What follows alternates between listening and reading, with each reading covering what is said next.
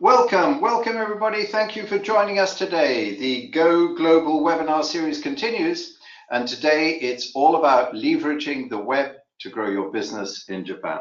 So thank you for joining us. The webinar will be starting in 2 minutes time now at the top of the hour. It's all about learning from experts, how to use online tools to boost your sales and nurture your brand and grow your business in Japan.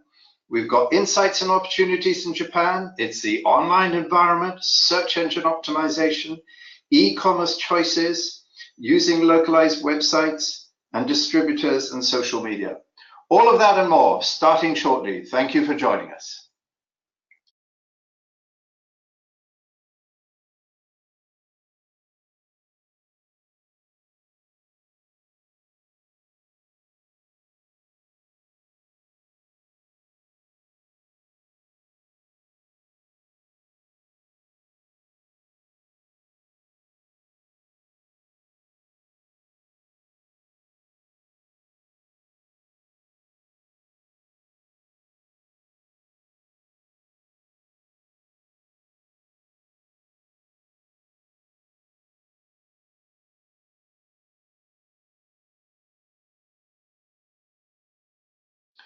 Welcome everybody. Thank you for joining us. The Go Global webinar series continues, leveraging the web to grow your business in Japan.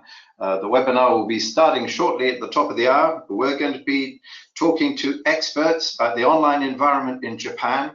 It's all about boosting sales, nurturing your brand and growing your business in Japan. We're going to be looking at insights and opportunities in Japan, the online environment, search engine optimization, e-commerce, working with distributors and social media, and much, much more. Thank you for joining us. We'll be starting the webinar very, very shortly.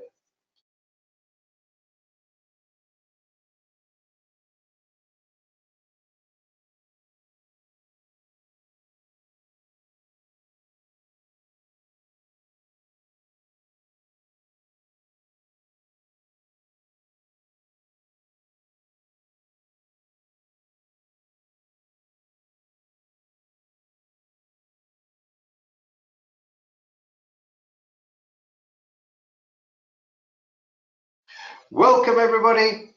Thank you for joining us for today's webinar. The Go Global webinar series continues, and today it's about leveraging the web to grow your business in Japan. Thank you for joining us. It's the top of the hour. It's time to get going. So wherever you are, whether you're in the US, it's a very good morning to you. In the afternoon to Europeans. And for those of you in the Middle East, it's a good evening to you as we go forward with another online global webinar. It is Wednesday after all, therefore Webinar Wednesday.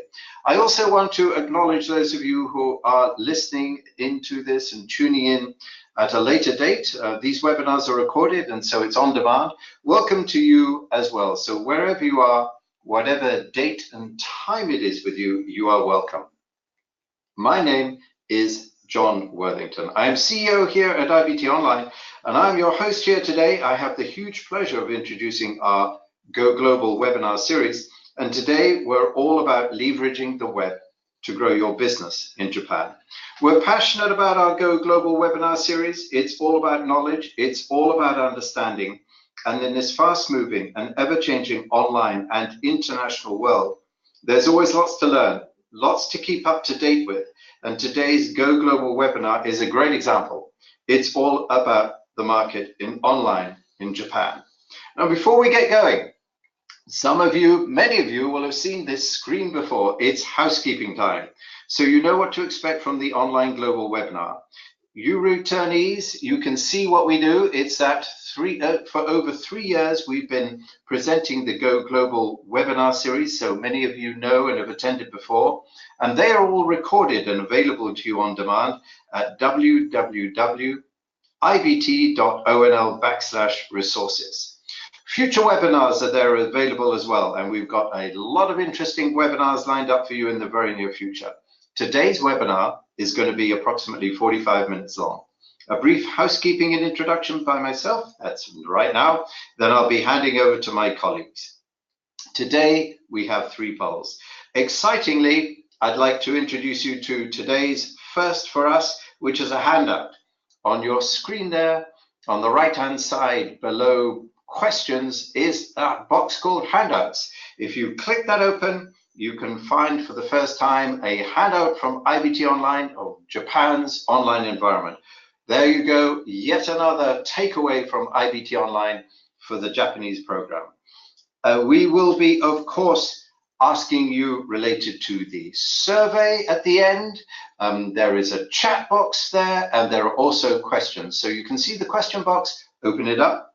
Please don't hesitate to submit us your questions. We would be very happy to answer them at the end. And of course, do know that we will be sending you a copy of this recording in your email box. So look out for that at the end of the week when it comes to Happy Friday. Happy Friday will also be greeted by a copy and a recording of this webinar.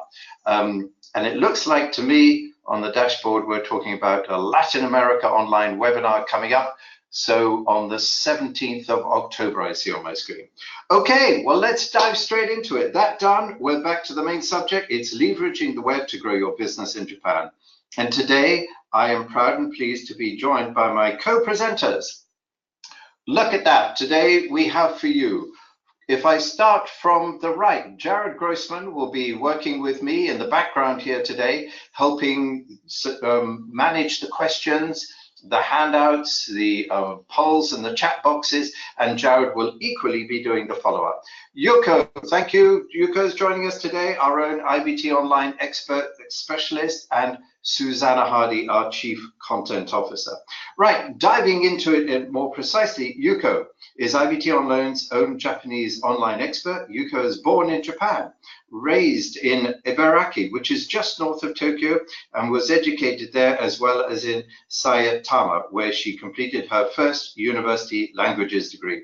Yuko has a detailed understanding of Japan, of course, and its social, cultural, and business environments. Most recently, Yuko moved to live in the United Kingdom, where she co-founded the Japanese Language School and also lectures in Japanese at the University of Bristol and works on Japanese programs for the BBC. Yuko has a love of languages and is a perfectionist with regards to Japanese language and translation. We know that well, we like that well. I can tell you, people who work with us, our team who works with Yuko, we are very, very focused on the perfectionist importance of Japanese language and translation. At IBT Online, Yuko takes responsibility for our clients' online presence in Japan. That is websites and the ongoing search engine optimization, and of course, the social media programs.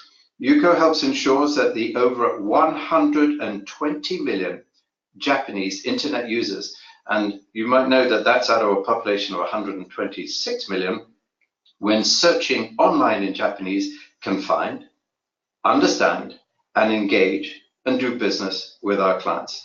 So today you're in for a treat, lots of inside knowledge and information online on Japan.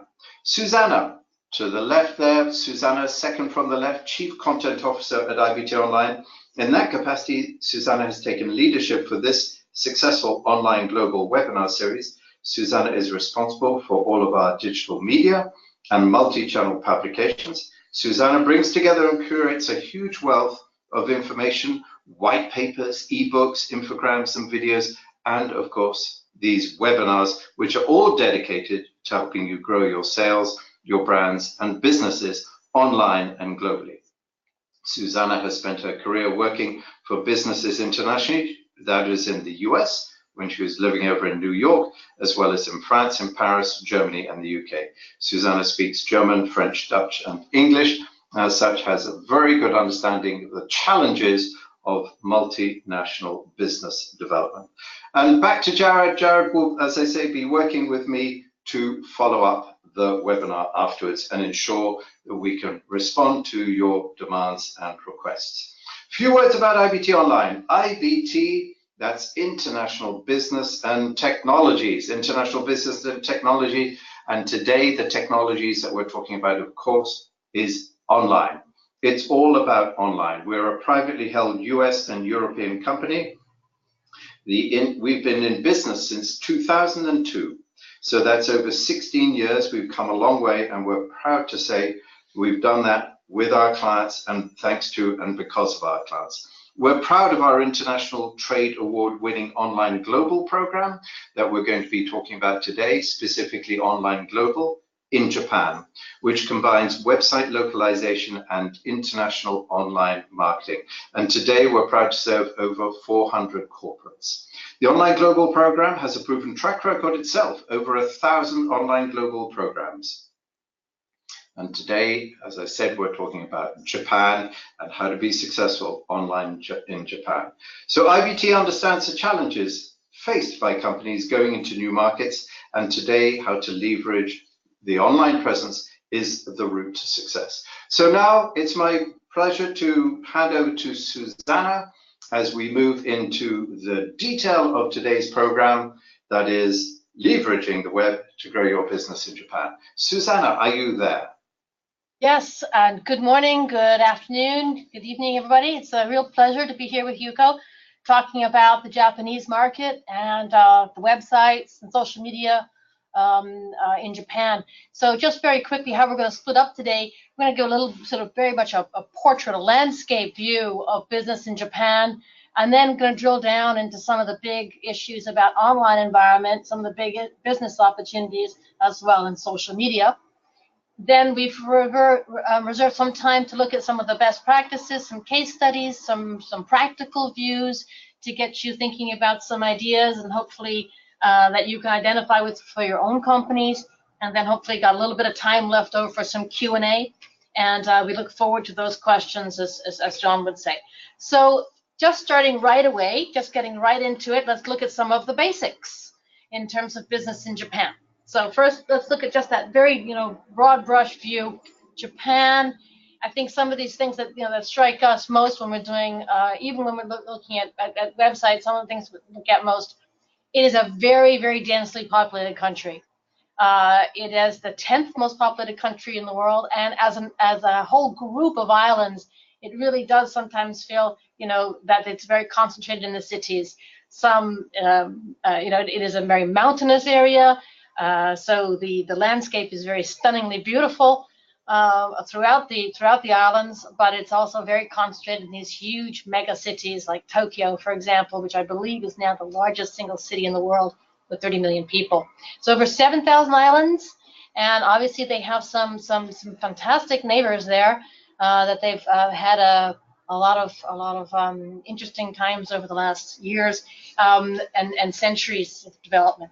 So that's some of the very basics that you have in terms of the country. Now, just a couple more sort of basics about the business inside. It's a very attractive country for foreign companies, in part because it's just a major economic and political power. So it's got a very developed country, developed business environment. It's obviously the third largest economy in the world. But I think what's interesting as well for us as companies that work with exporters, it's the fourth largest exporter in the world, but it's also the fifth largest importer in the world.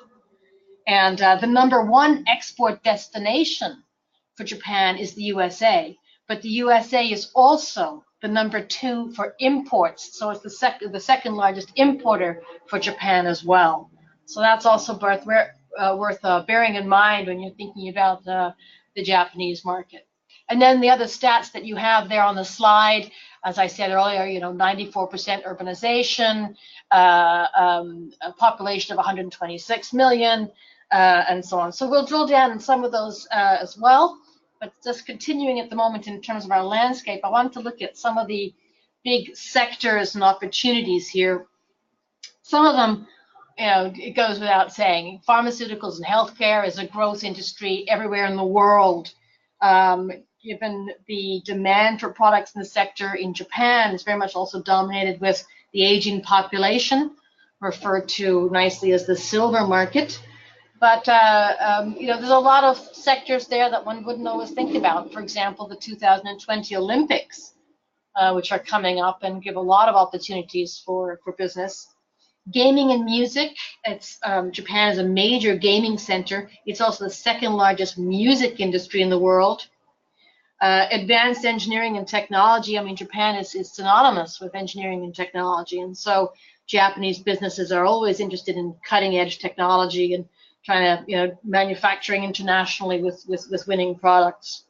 I wanted also to highlight alternative energy is a major sector which is growing, partly because of high population density. So, and concerns about pollution. And I think also the Fukushima nuclear disaster really gave some urgency to that as well. So just some of the big sectors that you have. Let's talk about doing business in Japan. And again, this is very much a sort of top-down, big picture view before we get on the online side. As we said, the Japanese market is very sophisticated and developed. Consumers have high levels of disposable income, and therefore they really do like high-end goods and services. And they value quality, they value innovation, and that also goes hand in hand with the Japanese consumer and Japanese companies' commitment to loyalty and to company commitment that goes in business. And that's something that you'll find throughout doing business in Japan. That can mean that things can take long, but take a long time. But on the other hand, it's worth the trouble because of that long-term commitment and view. In terms of doing business, it's an easy place to do business for the most part. It's very organized, very business-friendly. The Japan External Trade Organization, the JETRO, has a lot of things that they provide for foreign companies. Setting up a business in Japan can take just 14 days, so it's a very easy business place. However, that shouldn't take your eye off the fact that there's still a lot of challenges, and companies sometimes underestimate, apparently, the very complex tax system and the indirect barriers to trade that you have in Japan. The other sort of top-down sort of characteristic that I wanted to just put out there is, as an island nation and as a densely populated nation, it has a world-beating infrastructure. I mean, we've all heard about the Japanese trains, and they're just outstanding. But it also has, 20 ports and 5 international airports. So it's really a very, the infrastructure is really it's amazing. That, again, goes hand in hand with some of these commuting and housing issues, which really color people's lives for that. And again, that actually will come up when we talk about social media and internet. Finally, just sort of looking again at sort of the Japan in-market facilities and what we would look at in-market. Most of our clients and many of our businesses we talk to would look to appoint distributors and have an online presence that complements and helps the distributor. Certainly, most companies working in Japan would look to have an in-market partner because it is not an easy market to break into as a non-Japanese. It has a very complex and very tightly controlled distribution system. There are preferential arrangements amongst business groups, so foreign manufacturers are often a little bit sort of wary about how to get in there.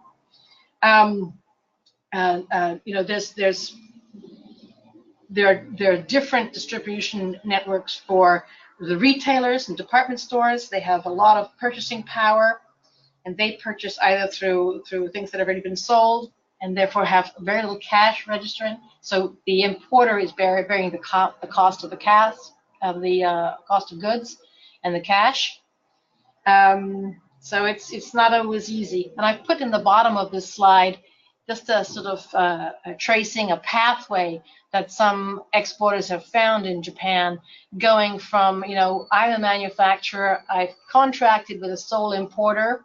I thought that was going to be the end of it, but no. He then appointed a distributor, which is different from the importer, who then has a dealer, which is different from the distributor, and a sales rep. And you finally end up getting to the end user. So really, it can be quite a difficult path to go along. But as I said in the beginning, very much also worth the effort, given the size of the market, the wealth in the market, and the long-term business relationships that you can build in this country. So let's talk now about Susanna, before we move on, thank you very much. Japan in market, that is quite a chain, a value add chain. Look at that, manufacturer all the way along the bottom there. I guess one thing we're going to be talking about online, it changes the business model.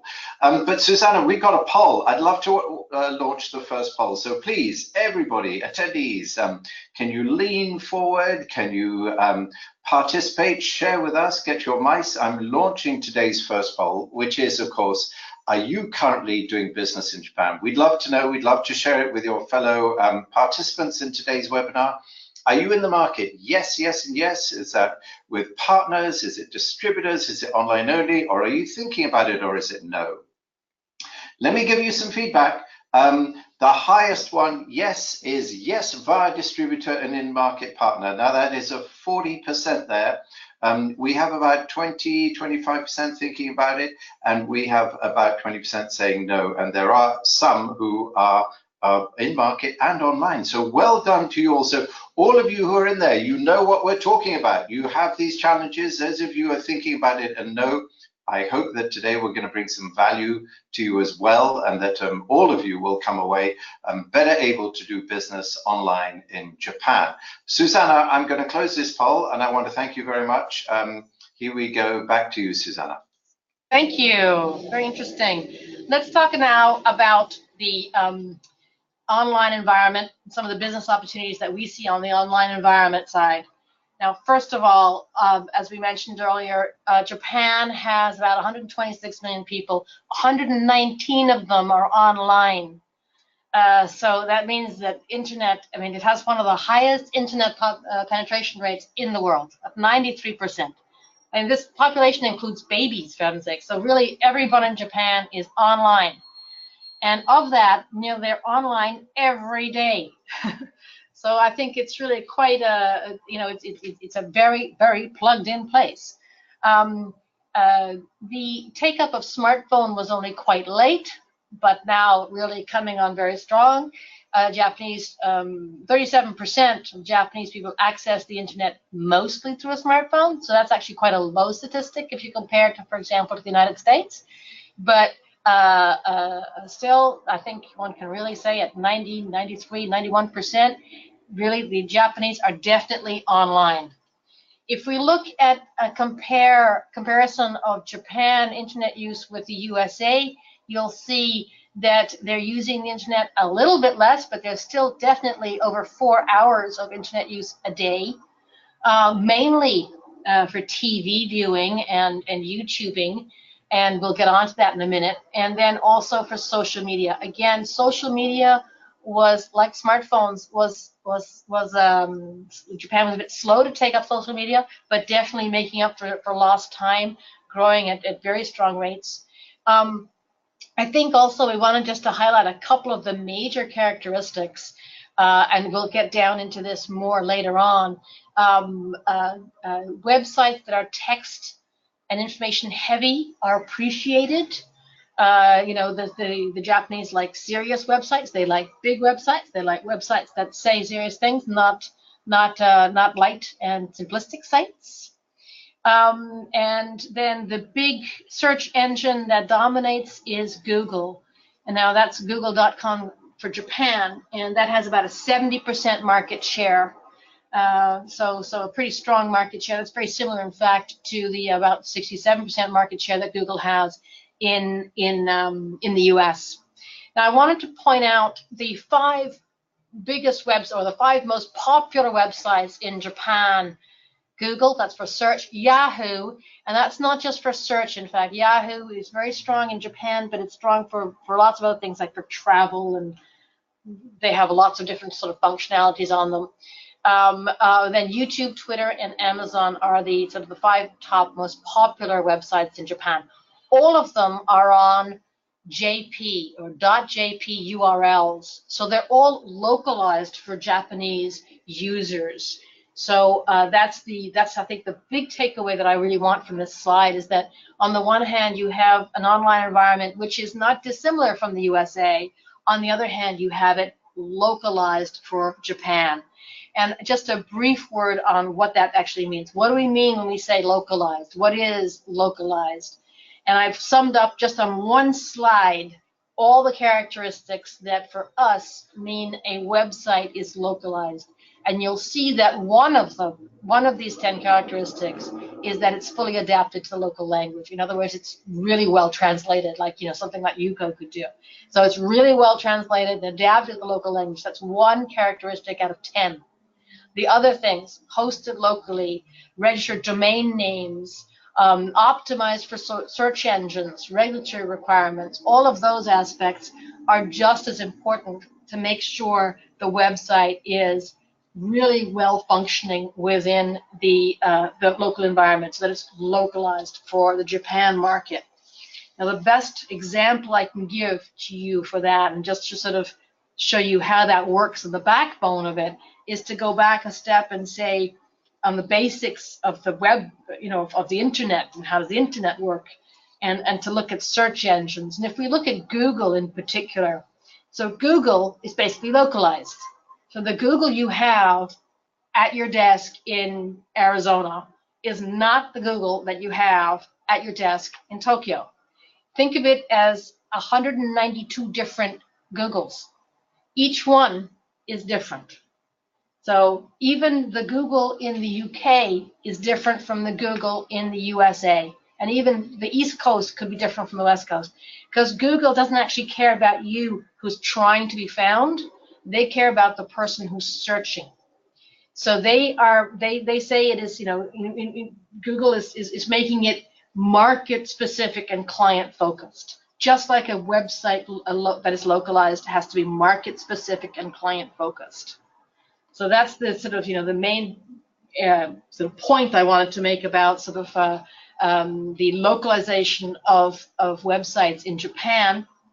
So basically, if you're looking for to get a Japanese website, just doing a quick translation of your website into Japan and sticking it as an extra page is just not going to work.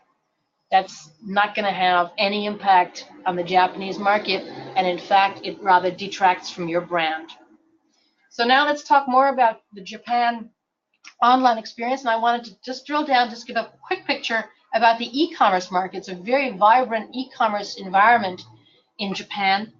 It's a mature, developed market. 72% of those 120 million people searched and bought online last year. So it is a good sizable market. It's the fourth largest market in the world, pretty well the same size as Germany, and is still growing at a good rate for that. So, but it is also quite specific. It is quite, it has different actors and different players, and it has different ways of working. And that's both what the numbers here are for B2C. B2B, as a general rule of thumb, is about 3 times the size of the B2C market. It's much harder to get good statistics on the B2B market, but basically, as a rule of thumb, it's about 3 times the size of the B2C market in Japan. So some of the most popular e-commerce platforms in Japan, I've listed them there, and actually Jetro has just put out a study that makes basically Amazon Japan actually does #1, just overtaking or just being the same size as the domestic leader, which is Rakuten. Rakuten basically pioneered e-commerce back in 1997, and today it's just an absolute jack of all trades. It's got 70 different business operations in it: credit cards, golf reservations. It does wedding plannings. It owns Viber. It owns Lyft, staking Lyft. It's gone into mobile phones, so it's very, very diverse now. And it doesn't do delivery and fulfillment the way that Amazon does, so it's not as efficient as Amazon. So Amazon has been able to grow a huge amount of market share. Japan is the second largest foreign market for Amazon after Germany. So and Amazon are really putting a lot of resources and emphasis into the Japan market. So again, watch that space. Some of the others I've mentioned there are very much more domestic orientated. Mercari is an interesting one, very much a unicorn. It's basically Japan's biggest community-powered shopping app. So it buys and sells secondhand goods, mostly from your smartphone. So that's sort of the top leaders. What I wanted to point out from this is that there's actually a very small percentage of cross-border sales. Only about 12% of Japanese shop outside Japan for various reasons. And when they do, it's very much very local in Southeast Asia. It could be, they shop into Hong Kong, or something like that. So they're not really very adventurous outside their home market. And again, that's important to know when you start looking at some of these things. So that's it. Before we talk about social media, John, if we have time for a poll. Susanna, absolutely. Just going back to that 12% of Japanese shop abroad, that is online shopping, is it? Absolutely. I'm sorry. Of course. Yeah. No. So I mean, shop abroad a lot.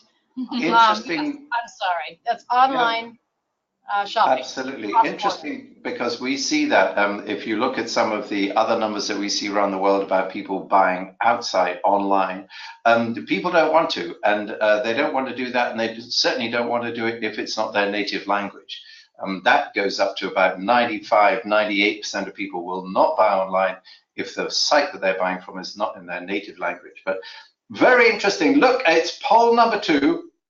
Please, everybody, here we go. I'm launching the second poll, and here it is. It is, do you have localized websites to support your exports? So there you go. The International Chamber of Commerce tells us that the #1 way to grow your business internationally today is online. Are you using that? Are you doing that? Is it yes through localized websites or a few export markets or distributors, or is it thinking about it and no?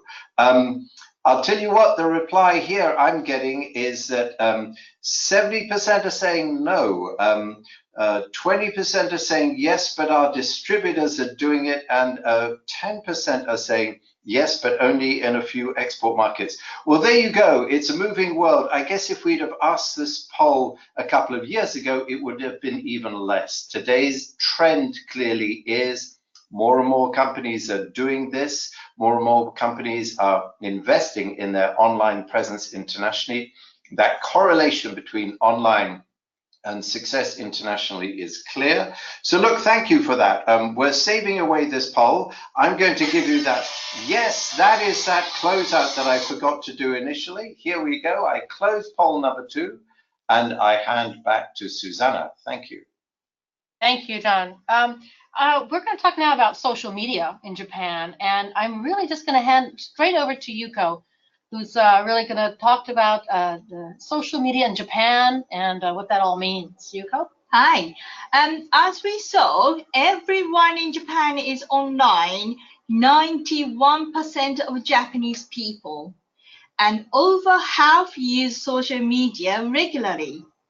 Japanese people took up social media quite late, but now it is very popular and still growing. There are 7 million more social media users in 2017 than in 2016. And it looks like social media is still growing by about 15% in 2018. Japanese love to watch YouTube.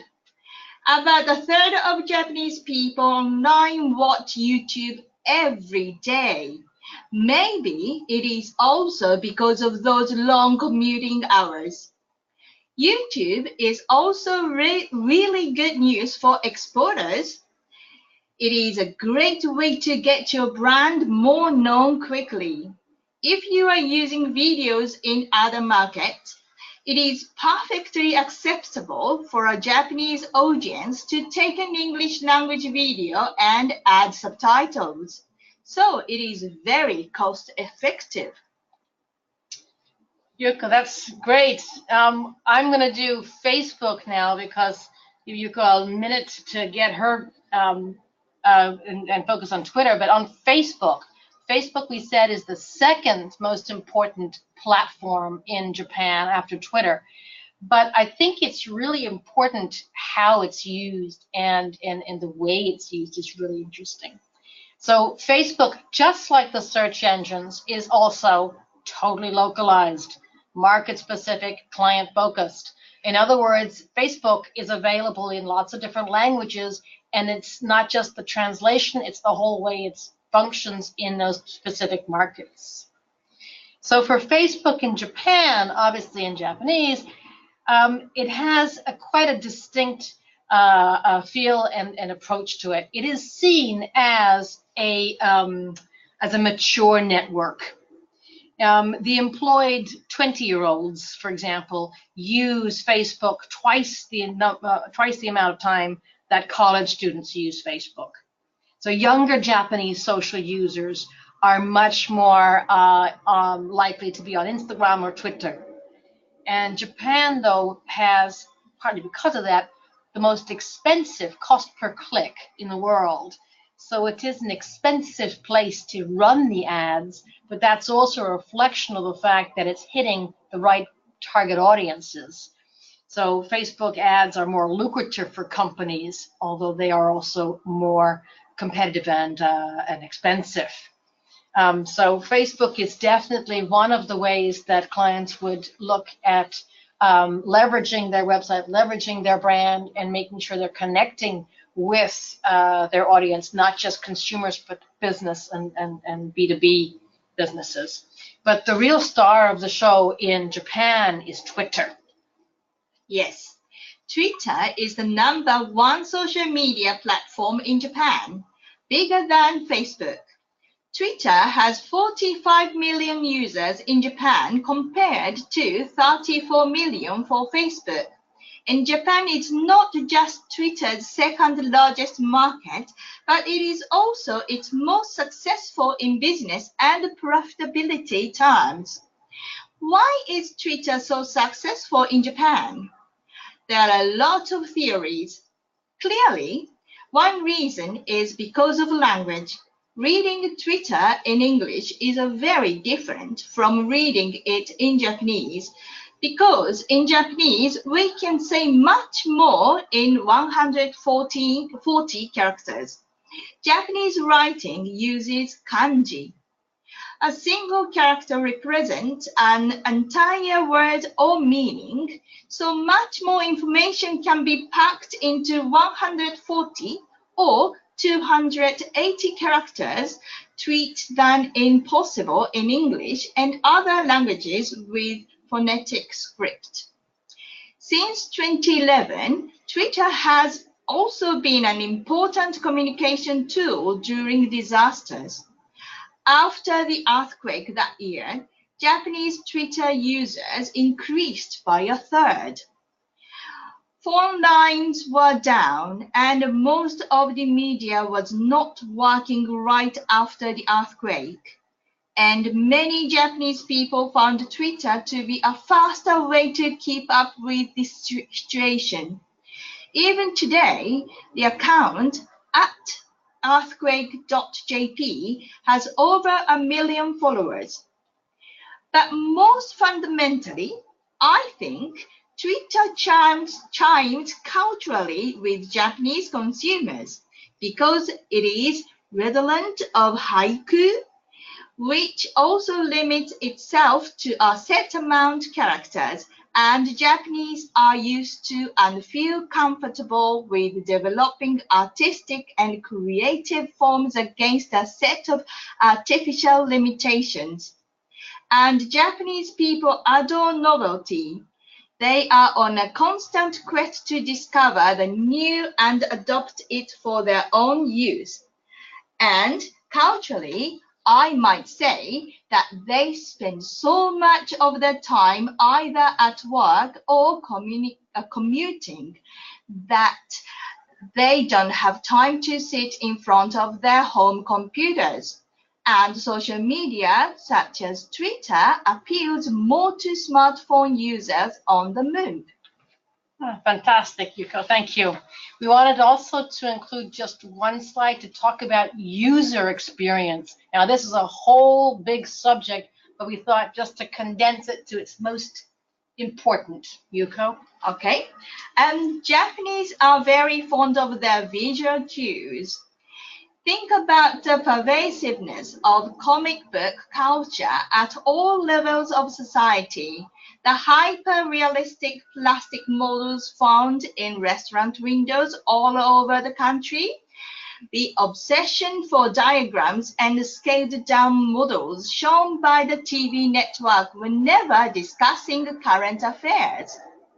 Having said that, some old media in the form of newspapers, etc., can be very short of image, with something like the best-selling Yomiuri Shimbun broadsheet only having fleeting, almost postage stamp-sized images, even on the front cover.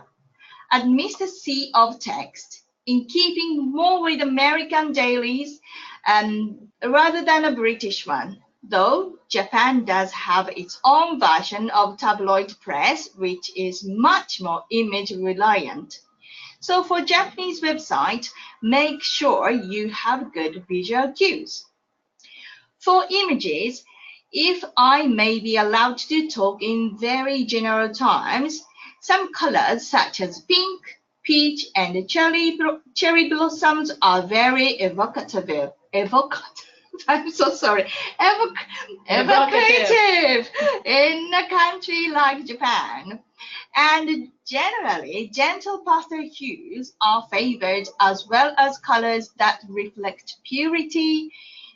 The brighter cerulean blues, yellow and lime greens, and bright reds are also popular. To take kimono wearing as an example, more conservative pastel shades are favored by the older generations, while the more strong colors are favored by younger wearers.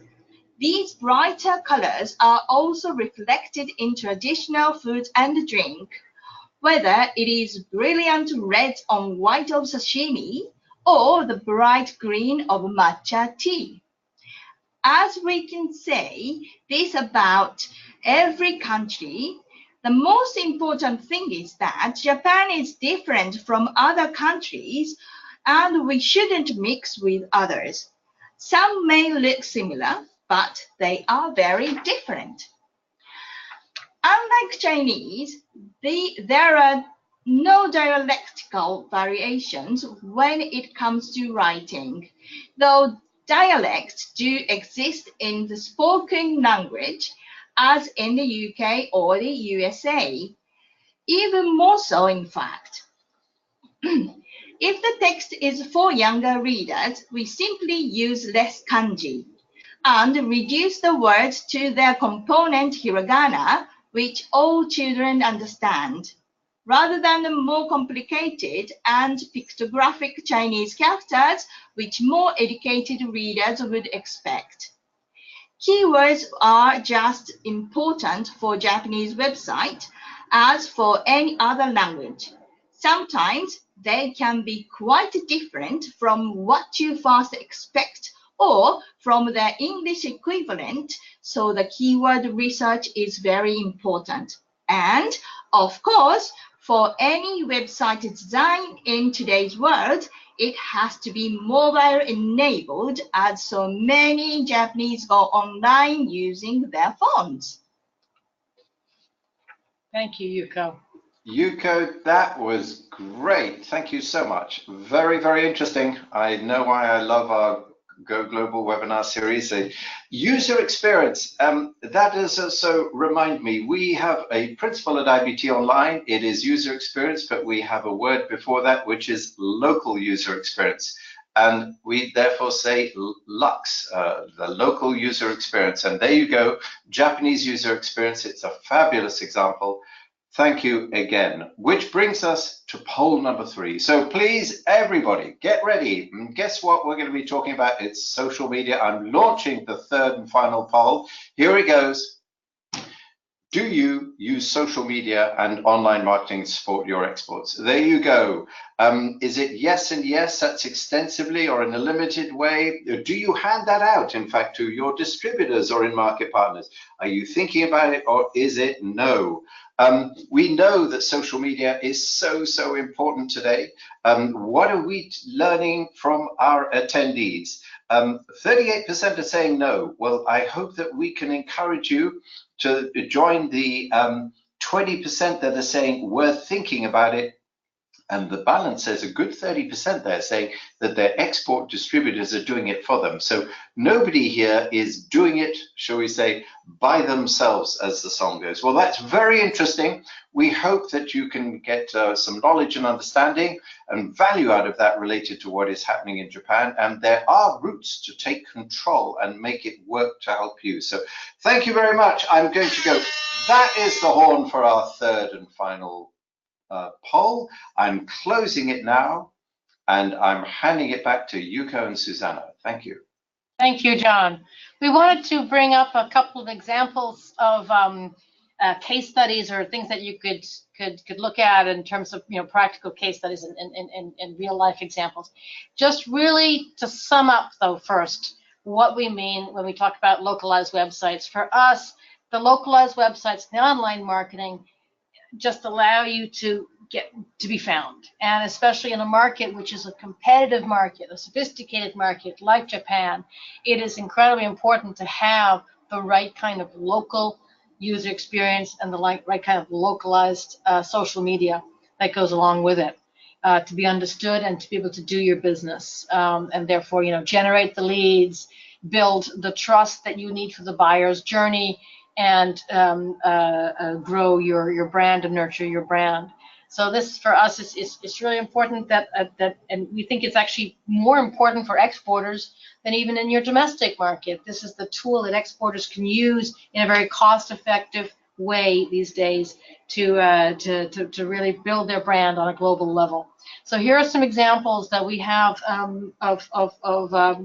in each case. Actually, I've taken a U.S. company.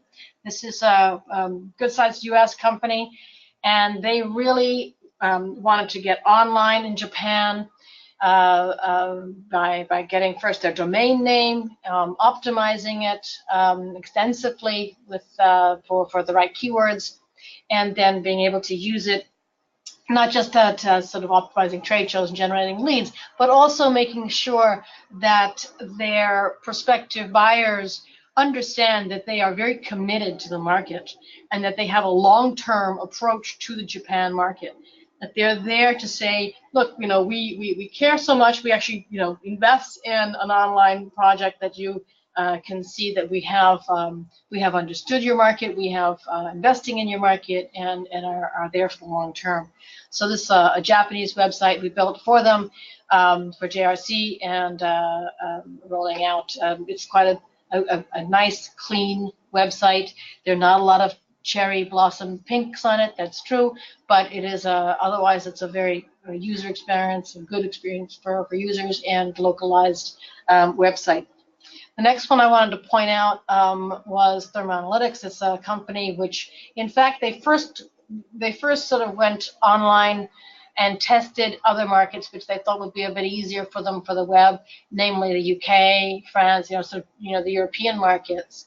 And then when this was all going very well, they said, now we're going to reach out and go to markets that we feel are a little bit more distant from us, but where we need to have that same online presence and depth into the market. And so they went for Japan. And again, really just the objective of the websites in each case is to increase their local sales, increase their brand recognition, in particular for these markets. And it's having a good effect. As you can see on the top, it's a bit small, but you can hopefully see just the row of flags there that can be clicked on by the users, so can navigate very easily between sites. And the Japan site is a very full site, full enough for the distributors to work with them and have a fully localized experience. And the last example I want to give you, again, a U.S. company. And again, this is a company that they have They supply to large companies, very large, airlines and things like that, and therefore will have in each market, they'll have agents and local distributors. And one of the things they found was that the agents could be extremely good agents. They could be very diligent and trustworthy and very hardworking, but they didn't always have the engineering knowledge, or they didn't always have the right technology, and didn't always explain all of the aspects of the product. And that was one of the big things that they found when they launched the localized websites in Japan and China and in Brazil and things. They found that suddenly the Japanese prospect really understood the product much more. This is an engineering product. We finally understood the full range of the product applications. So this is a case, I think, that illustrates very vividly why having a localized website is so important for your local distributors. It's not something that replaces a local distributor or an in-market partner. It should be something that works in tandem and really makes the local in-market partner a success. It's giving them the tools they need. Otherwise, what are they doing? Knocking on doors. So they really need to have an online presence, which is a well-localized, strong local website in good Japanese for a Japanese audience, in this case, to support their sales efforts. And this is, I think, a very strong case of that. They had a very strong and very rapid return. The agents loved the little websites and sort of went off and said, look, within 3 months, they were getting huge orders in the back of the websites as the prospective buyers not just understood that the full range of the products, but also really understood and appreciated the commitment made in each case by the company.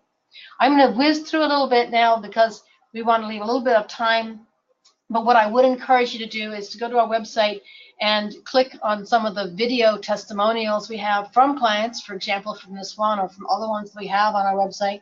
And you have a wide range of case studies and testimonials that you can go through and have a look at and see for yourself what clients then say, how they've discovered and used optimized websites for their international markets. And these are all exporters. These are all companies who have really, taken on board the lessons of the online world for their exports in localized websites and online marketing. And I guess really with that, for exporters, the world really is changing and changing for the better. These are all tools that are enabling tools and that are within reach of exporters today. So John, I hope we've left a few minutes over for some questions, and I hope there are some questions. Thank you. John? Susanna, Yuko, thank you both very much. Indeed, there are. What I'm going to do is I'll play my role as curator now, and I'm just pulling a few forward. I'm going to start straight away. Yuko, this is somebody obviously I think has met the challenge before and is saying, what is for you the biggest challenge in translating from English to Japanese? Oh, the biggest challenge in translating from English to Japanese is to keep up with the current usage of Japanese language, especially in keeping abreast of words and expressions which have suddenly come into fashion, very often from English itself.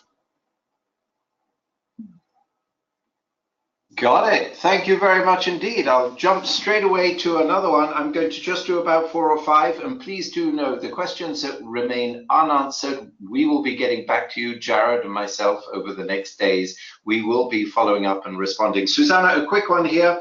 I love this one. It says, if we want a Japanese website, where do we start? Great question. Well, I mean, the flippant answer is you give us a quick call. But so what would the first thing we would do? I think one of the very first things any exporter should do really is make sure that they own their domain names in their key markets. And Japan is clearly a key, target market for most exporters given its size. And so it's worth looking to make sure that you buy the domain names. And you have, in Japan, you have several choices In Japan, you have either the dot, well, most people would go for the .jp, or you could go for the .co.jp, but that's slightly more specific in terms of the requirements. So a .jp would probably be enough. One thing I would say is that the domain names in Japan are expensive. By expensive, I mean sort of like $100, something like that. Whereas very often in let's say the States or in Europe, a domain name would be like $20. So in Japan they are $100, but still that's a small investment for your online real estate, and that's probably the very first thing that you should look to do. Thank you. Susanna, thank you for that. And Yuko, somebody's obviously been grabbed by your social media presentation. What about social media? And the question is all about people using specific written forms for social media. Do they expect a level of excellence, the kind of excellence that you like to apply, or can you sort of slang it? Okay, Japanese people choose written forms depending on what kind of audience they write to and the relationship dynamic between the two. For instance, are they writing to colleagues, family, customers, elders, youngers, or peer group? There is a correct, acceptable register of language for each, with norms and rules which still hold sway to a large extent. And amongst non-youth market, one always expects to see correct use of grammar and words. Yeah. Thank you for that. Yep, thank you. Susanna, shall I jump into this one? So I'm looking at the clock as well. This one is about distributors handling all of our online marketing. The question really is this a good thing? Yeah, that's an interesting question, particularly with the results of the poll. I think particularly in markets like Japan, it's so useful to have an in-market partner, and so necessary really. But that in-market partner might not always be good at marketing. They might not be trained in online marketing, for example. Are they experts in Twitter? Are they experts in social media, on Facebook ads? Do they know what a localized website looks like? So that's one point I'd say. The other point is that a distributor, unless they're acting as a sole distributor for you, they might have conflicts of interest as well, and that comes particularly strong and that shows particularly strongly when they're doing marketing and when they're doing anything online. So what you want is to have, you don't want your product to be shown next to someone else's product at the wrong price or at a price which is not putting you at a fair advantage. You don't want their social media to be poorly done. It's a lot more work to regain a brand and a reputation than to start from scratch. So I personally think that online marketing, leave it to the experts. Your online marketing is something, and your online websites should be a tool to enable your distributor to find leads, nurture leads, fulfill supply chains, and so on. But leave the marketing and the online websites to people like us. I suppose that there you go. There's an expression or something which is what is it? Horses for courses, or something along that line. Pardon me, Yuko. This will have to be the last one. It's kind of linked back to the first question, well, the one about social media. Clearly, somebody's is making their Japanese website, and they're axing over using slang or abbreviations. Yuko, I've seen you similarly challenged about what to put online in terms of sometimes language, slang, and abbreviations. What's your answer? I think that would depend on the website and its target audience, and would have to take into account age and demography of readership. Thank you. That has to be the great reply always, isn't it? Think of your audience, and if you're thinking about your audience, you're going to make the right decision. Look, it is time for me to say thank you very much indeed. I'm looking at the clock. We're a little bit over the allocated 45, but thank you so much. it is now time for us to bring this webinar to a close. We want to thank you for participating with us today. We hope you enjoyed the webinar. We hope that you found lots of useful information, lots of takeaways. If you haven't got that handout, go grab it right now. And we hope that it helps you to further develop your existing business or get started in Japan and be successful online in Japan. At IBT Online, we do understand the challenges that you face in doing business in Japan. We have solutions, so we'd like to talk about those solutions. We're here to help you. We're here to work with you and make sure that you are successful in Japan and online in Japan. So don't forget, on Friday, we'll be sending you the recording. Please don't forget, there's a little survey as we shut this down now. A couple more minutes of your time helps us do a better job in the future. I want to thank you. Yuko, what a great job. I want to thank you, Susanna, as always, Chief Content Officer, what an excellent job. Really, on behalf of the listeners today, this is us saying thank you. Yes. That is a big thank you to you guys for doing a phenomenal job. I'm going to close the webinar down now and thank you for today's webinar. Thank you very much. Thank you. Happy exporting.